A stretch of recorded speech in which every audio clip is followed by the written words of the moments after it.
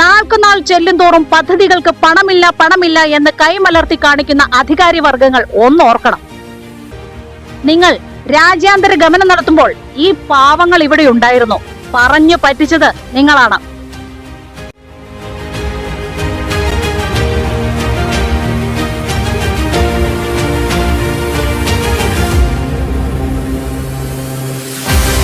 പഞ്ചായത്ത് ഒരു വീടും പൂർത്തീകരിച്ചു കൊടുത്തിട്ടില്ല.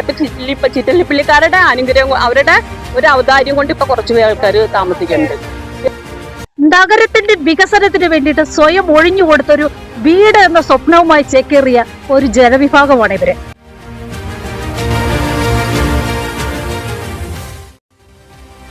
ഇത്രയും നിസ്സഹായരായ ഈ മനുഷ്യരെ എങ്ങനെ നിങ്ങൾക്ക് ഇത്രയും നിർദ്ദയമായി ഇവരോട് പെരുമാറാൻ കഴിഞ്ഞു? അടിച്ചതാരാടാ നിന്നെ? ആണ്ടവനോ സെഡ്ജിയോ?